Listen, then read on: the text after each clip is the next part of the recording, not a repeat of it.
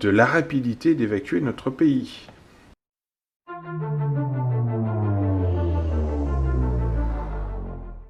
Salut les prévoyants! Aujourd'hui, un sujet important, un sujet sur l'évacuation d'urgence. Une évacuation d'urgence en cas de crise majeure.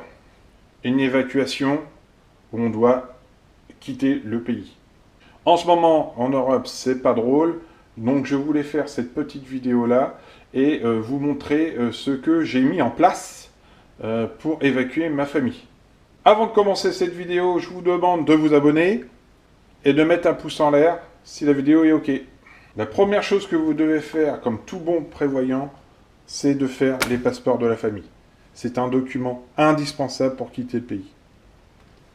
Alors, le passeport pour les enfants, ça ne coûte que dalle, 17 €. Ça vaut le coup, franchement, de mettre 17 € et de faire un passeport pour nos enfants. Carte d'identité et livret de famille, en cas d'évacuation d'urgence, ça ne va pas suffire à l'aéroport. Ils vont vous demander le passeport des enfants. Donc, je pense que pour 17 €, il est vraiment nécessaire de le faire. Faites-le maintenant. Il y a un délai énorme en ce moment pour faire les passeports. Le passeport, je les ai eus récemment pour mes enfants. J'ai mis 4 mois. Et encore, j'ai eu de la chance d'avoir un rendez-vous. Donc c'est bon, toute la famille a un passeport, prêt à être emmené en cas d'évacuation. On doit évacuer le pays. Moi, j'habite en Normandie. L'aéroport le plus proche, c'est Paris. On part sur Paris, on prend l'avion pour aller à une destination. On va voir les destinations que j'ai repérées pour ma famille. Si Paris est bouché, on ne peut pas prendre... voilà, si le pays est pris d'assaut ou quoi que ce soit, on doit partir du pays, on doit partir de la France. On ne peut pas évacuer via les aéroports. On descendra sur l'Espagne. Arrivé en Espagne, on ira sur Madrid pour prendre un avion. Et si à Madrid, on ne peut pas prendre d'avion, on ira sur Lisbonne. Et enfin, si on ne peut pas prendre d'avion du tout, parce que tout est bloqué en Europe, j'ai une personne qui peut nous héberger à Porto. Voilà le premier plan d'évacuation que j'ai mis au point pour pouvoir évacuer donc par les airs l'Europe. Alors si vous voulez évacuer la France mais rester en France, il faut savoir qu'on a des territoires tout autour de la planète. On a Saint-Pierre-et-Miquelon dans le nord américain, on a la Martinique et la Guadeloupe ici, et en dessous on a la Guyane, on a Tahiti juste là, dans le Pacifique, on a Mayotte et la Réunion dans l'océan Indien, et on a Wallis et Futuna et la Nouvelle-Calédonie ici. Donc on a pas mal de territoires où on peut évacuer et rester en France. S'il y a un problème en France, si voilà, on doit en urgence évacuer la France, comme on peut voir en ce moment avec l'Ukraine. Donc au moment d'évacuation, si on décide de rester en France, pour nous, la destination sera La Réunion. Donc La Réunion, on a une famille qui peut nous accueillir. On reste en France, on aura toujours la culture française, ça parle français. On aura donc des banques françaises où on va pouvoir récupérer notre argent, même si il est nécessaire d'avoir du liquide sur soi en cas d'évacuation. Et là-bas, on va pouvoir être hébergé quelques jours chez des amis et ensuite trouver un logement ou un camping ou un hôtel. J'ai déjà la liste de tout cela dans un cahier que je vais mettre dans mon sac d'évacuation. Donc, dans le sac d'évacuation de ma femme et ainsi que dans mon sac. Si on ne peut pas aller à La Réunion, la deuxième priorité sera Montréal. Montréal, donc ce n'est pas en France. Par contre, il y a une culture française là-bas avec le Québec. On a de la famille au Québec, on a de la famille à Montréal, donc la famille très très proche. On a à peu près 4 familles qui peuvent nous accueillir. Et je serai vraiment tranquille de savoir ma famille là-bas si moi je dois rester en France, si je dois m'occuper de mes parents ou de mes frères et sœurs. Donc le troisième plan pour moi est l'île Madère. L'île Madère, j'ai des amis qui habitent maintenant là-bas, qui sont qui seront capables de nous accueillir, mais pas longtemps. Le logement est assez petit. Donc il va falloir qu'on trouve un hôtel ou un logement rapidement. Donc il sera nécessaire donc là d'avoir des moyens. Donc avoir des comptes, un compte en banque confortable et aussi du liquide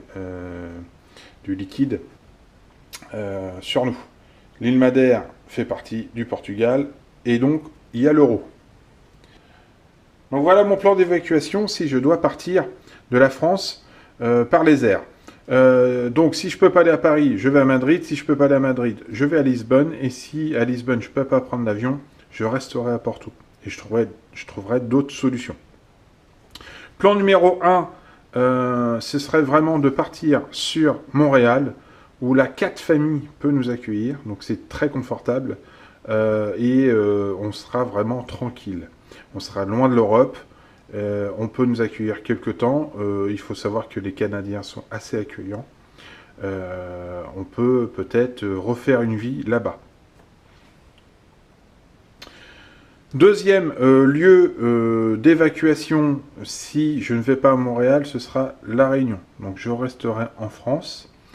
Et selon la situation de La Réunion, je peux repartir, bien sûr, sur Montréal, via d'autres pays. Mais vraiment, le but du jeu, ce serait aller sur Montréal. Et troisième plan d'évacuation, c'est l'île de Madère. L'île de Madère, ce sera vraiment la dernière carte à jouer, parce que ça va être compliqué à évacuer, ça va être compliqué parce qu'il n'y a pas des vols tous les jours, et ce serait compliqué à vivre aussi. Il y aura la barrière de la langue, bien sûr, mais il y aura aussi l'étroitesse du logement. Voilà. Donc tout ça pour vous dire qu'il sera important donc de faire des passeports, d'avoir de côté de l'argent sur notre compte en banque pour évacuer, pour vivre quelques mois à 4, de pouvoir se loger, se nourrir, se racheter des vêtements, bien sûr. Il sera aussi nécessaire d'avoir du liquide sur soi pour payer peut-être des hôtels. Si la carte bleue ne fonctionne pas, il faut au moins avoir une solution de secours. Alors parlons sac d'évacuation. Sac d'évacuation, pour ma famille, on partira juste avec un sac cabine. Pourquoi un sac cabine? Tout simplement, il y a plus de vols, il y a beaucoup plus de place pour partir le plus vite et le plus loin possible avec un sac cabine. Un sac cabine fait entre 8 et 10 kg, selon la compagnie aérienne. Air France, c'est 10 kg, Air Canada, c'est 8 kg. Donc on va partir sur 8 kg. Parce que les vols les plus faciles à avoir, ça va être des vols sans bagages.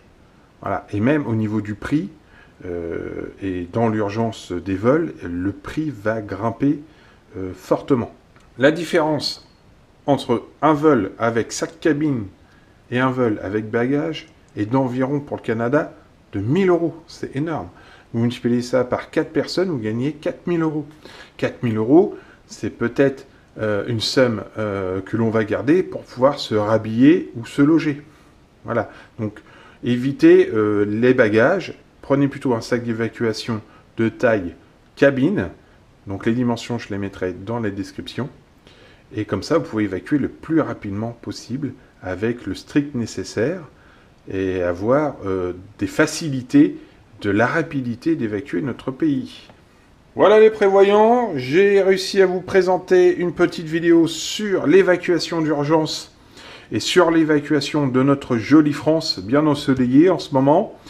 Voilà, vraiment pensez à vous, à votre famille, surtout avec ce qui se passe en ce moment. Planifier, organiser un plan d'évacuation de la France est pour moi une obligation, c'est quand même très important. Donc j'espère que ça vous a plu, je vous dis à très très vite, et comme dit le proverbe, seul on va plus vite, ensemble on va plus loin. Donc merci de vous abonner, de mettre un petit pouce vers le haut.